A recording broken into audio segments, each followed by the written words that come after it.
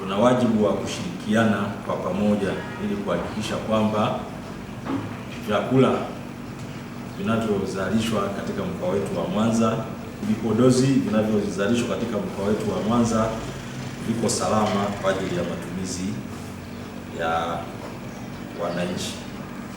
Kwa hiyo TBS,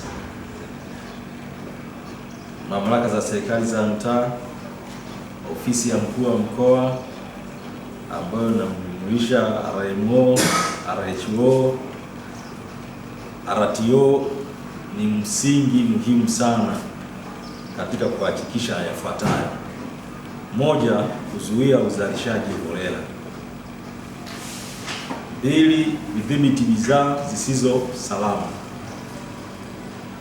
tatu, kulinda afya ya wananchi; na nne, kuimarisha mazingira ya biashara yenye ushindani wa haki. Majengo ya uzalishaji wa chakula na vipodozi yanapokuwa hayajasajiliwa au hayazingatii viwango, madhara yake ni makubwa. Tunaweza kushuhudia ongezeko la magonjwa yanayotokana na chakula kisicho salama, lakini pia madhara ya vipodozi vyenye viambata hatarishi na hata kupotea kwa imani ya walaji kwa bidhaa za ndani. Kwa msingi huo, kikao hiki ni muhimu sana na kinapaswa kuwa jukwaa la kutathmini kwa kina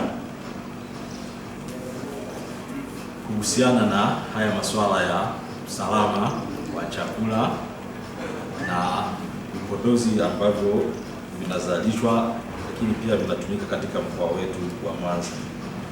Tukafanye pia tathmini kubwa kwa hali maeneo mengine, lakini pia kuweka mkakati madhubuti wa pamoja wa kuhakikisha majengo yanasajiliwa, majengo yote sawa ya chakula, lakini majengo yote ya vipodozi sawa.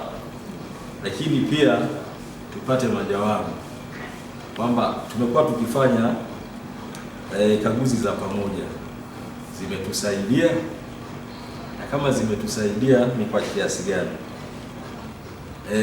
Wengi watafika katika mkoa wetu wa Mwanza kwa ajili ya kuchukua bidhaa ikiwemo chakula na vipodozi.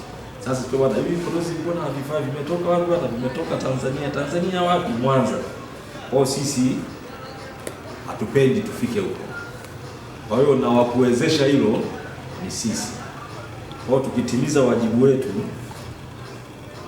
tutafanya vizuri na tutaepusha haya madhara ya kutokuwa na usalama wa chakula, lakini pia na madhara yanayotokana na vipodozi ambavyo viko chini ya viwango.